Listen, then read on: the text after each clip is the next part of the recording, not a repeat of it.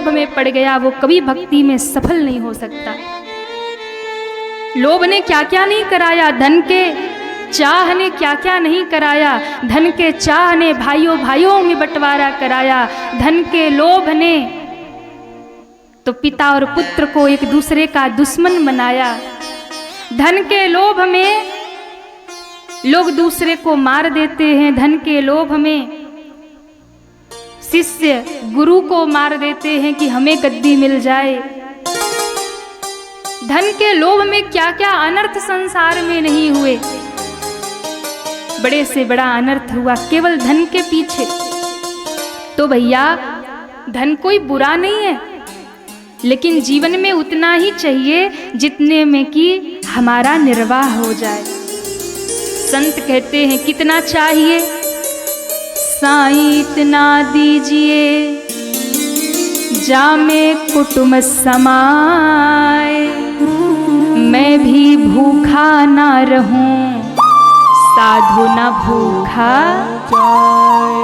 इतना चाहिए कि मैं भी भूखा ना रहूं और मेरे द्वार कोई महात्मा आए तो वो भी भूखा ना लौटे। बस इतना चाहिए, इससे ज्यादा लेकर के भी क्या होगा। साथ तो कुछ जाना नहीं है, सब तो यही रह जाना है।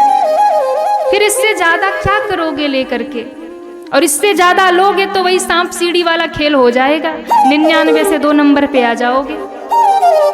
मैं भी भूखा ना रहूं साधु न भूखा जाए। आप तभी सुखी रह सकते हैं, नहीं तो जीवन भर कमाते रहिए, कभी तृप्ति नहीं हो सकती। कितना भी मिल जाए कभी संतुष्टि नहीं हो सकती। थोड़े में संतोष करिए। जब आवे संतोष धन सब धन धूरी समान। जब आपके जीवन में संतोष धन आता है, संतुष्टि आती है, तो सारा धन धूल के समान हो जाता है। धन के लिए, थोड़े से धन के लिए भाई भाई को मार देता है, भाई भाई का दुश्मन हो जाता है। थोड़ी सी जायदाद के लिए, थोड़ी सी जमीन के लिए 2 भाई कोर्ट में खड़े हो जाते हैं। चलो कोर्ट में भी खड़े हो जाएं, बंटवारा कर ले वहां तक तो ठीक है, पर हत्या कई बार हो जाती है, एक दूसरे को मार देते हैं। कलयुग ने कहा मैं किसी को नहीं मारूंगा।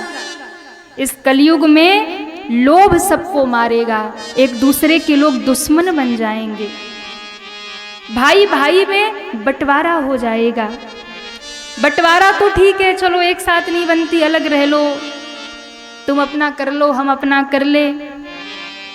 लेकिन धन के लिए यदि किसी ने किसी को मार दिया, और एक बात, जो दूसरे का धन हड़प लेते हैं वो कभी सुखी नहीं रहते। आज आप लूट करके ले आओ और सोचते हो कि आप सुखी हो जाओ ना, आपकी आने वाली संतति उसको बर्बाद करेगी, कभी उसका सदुपयोग नहीं कर सकती। और जो अपने भाई का हक खा जाता है, जो अपने भाई का हिस्सा हड़प लेता है, जो अपने भाई के हिस्से को रख लेता है, ध्यान रखना उसका वंश समाप्त हो जाता है, उसके जीवन में कभी भी सुख नहीं आता। इसलिए भैया कुछ भी करो पर कभी भाई का हिस्सा मत लो, अपनी ओर से थोड़ा सा ज्यादा ही दे दो, उससे ज्यादा भगवान आपको दे देंगे। पर ये कलयुग है, ये कलयुग है, ये छल का युग है। यहाँ लोग अपनों को नहीं छोड़ते तो परायों की बात ही क्या है। एक कथा कोई संत कह रहे थे, 2 भाइयों में बहुत प्रेम था, अतिशय प्रेम। दोनों भाई एक दूसरे के बिना रहते ना थे। जहां बड़ा भाई जाए पीछे पीछे छोटा भाई जाए, बड़ा भाई जो कहे छोटा वही करे। इतना प्रेम, गांव वाले कहते ये तो राम लक्ष्मण की जोड़ी है। पर देखो लोभ ने आज तक किसी को छोड़ा नहीं। लोभ कितना बड़ा अनर्थ करता है, धन की चाह कितना बड़ा अनर्थ करता है। दोनों भाई एक बार जंगल से होकर कहीं मार्ग में जा रहे थे। रास्ते में एक वन में रुके और कहते हैं जब एक वन में रुके मार्ग में तो उनका पैर टकराया, पत्तों के नीचे कुछ था। जैसे ही पांव टकराया दोनों भाई रुके। क्या है? पत्तों को हटाया, देखा तो सोने का कलश, धन से भरा हुआ, हीरे मोतियों से भरा हुआ। दोनों भाई एकदम प्रसन्न। वाह भैया, आज तो भाग्य खुल गए, इस वन में क्या आए, अब तो हम जीवन भर कुछ ना करें तो भी आनंद से जीवन कट जाएगा।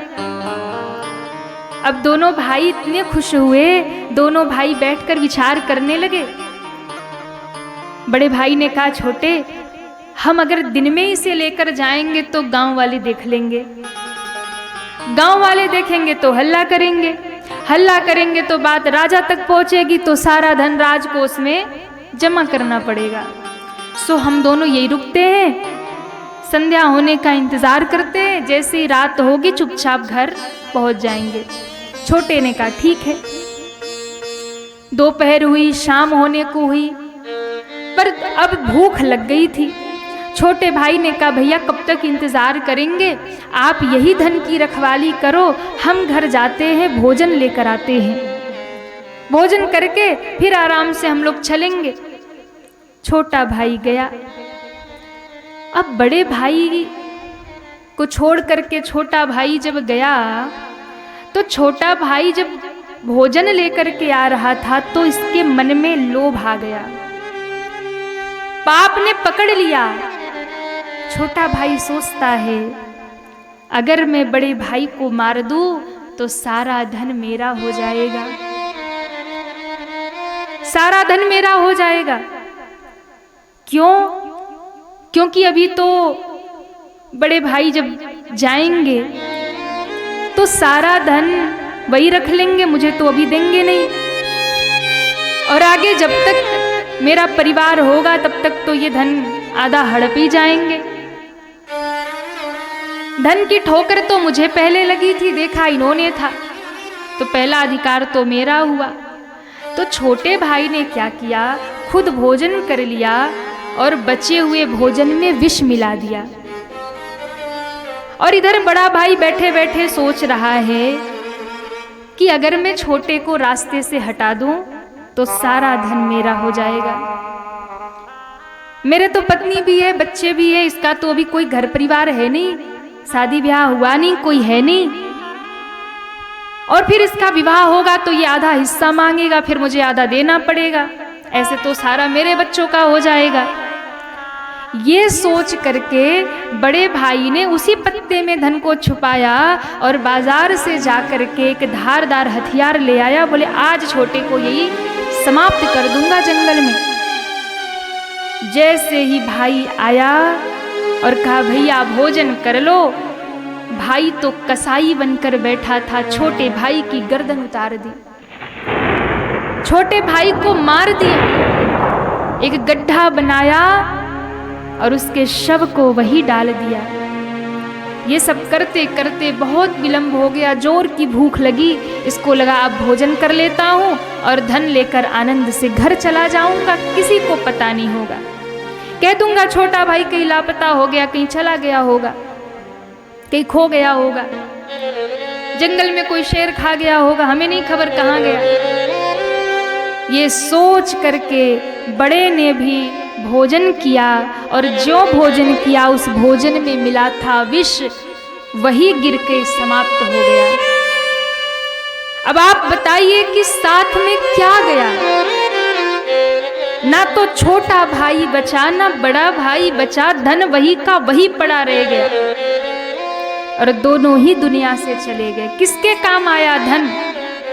ये बात हम समझते नहीं है। भूमि यही रह जाती है, पृथ्वी यही रह जाती है, धन यही रह जाता है, एक दिन छोड़ के सब चले जाना है, पर फिर भी बेईमानी कर लेते, फिर भी बड़े भाई का छोटा, छोटे का बड़ा हिस्सा रख लेते हैं। इस कथा से मैं यही निवेदन करूंगी कि भाई भाई को आपस में प्रेम से रहना चाहिए, धन के लिए कभी मन में भार नहीं रखना चाहिए। अरे क्या हुआ, थोड़ा सा ज्यादा बड़े ने ले लिया या थोड़ा सा ज्यादा छोटे ने ले लिया, एक ही माँ के तो जाए दोनों हैं। एक ही माँ के गर्भ से जन्म लिया है और इतनी बड़ी दुश्मनी। धन यही रह जाता है, जमीन यही रह जाता है, कुछ भी साथ नहीं जाता है। प्रेम से रह लो, हंस लो, बातें कर लो, रिश्ते निभा लो। कुछ भी यहाँ स्थायी नहीं है, शरीर भी नहीं जाने वाला है। और किसके लिए बेईमानी करना? अपने बच्चों के लिए। इतना पुरुषार्थी बनाओ कि वो कमा के उससे ज्यादा रख ले, पर बेईमानी मत करो भाई के साथ। चूल्हे अलग कर लो, घर अलग कर लो, लेकिन दोनों भाई जब बैठो ना तो एक साथ बैठो, एक साथ हंसो, एक साथ बात करो, एक साथ रहो। चूल्हे अलग कर लो पर बातचीत बंद मत करो।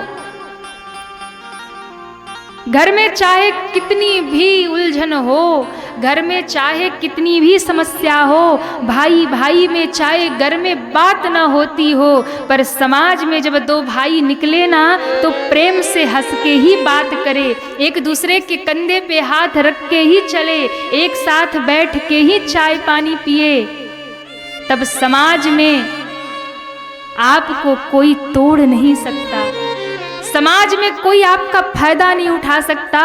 दो भाई जब इकट्ठे होकर रहते हैं तो उनका कोई कुछ बिगाड़ नहीं सकता। तो घर में कुछ भी कर लो पर समाज में जब रहो तो दोनों भाई एक साथ रहो। और मैं तो कहूँगी घर में भी क्यों कुछ करना, घर में भी प्रेम से रहो। चूल्हे अलग कर लो, रोटी पानी अलग कर लो, पर दो भाई प्रेम से रहो। ये लोभ ही है जो नाश कर देता है। इसलिए भैया जीवन भर कमाते रहो रुपया पैसा हीरे मोती, पर याद रखना कि कफन में कभी जेब नहीं होती। छूटने वाली चीज के लिए इतना चक्कर है, अंत में मिलना कुछ नहीं है। इसलिए कभी भी लोभ में मत पड़िए। भक्ति के मार्ग में जब आगे बढ़ो तो प्रलोभन बहुत आएंगे, पर हमें प्रलोभन पे ध्यान नहीं देना है।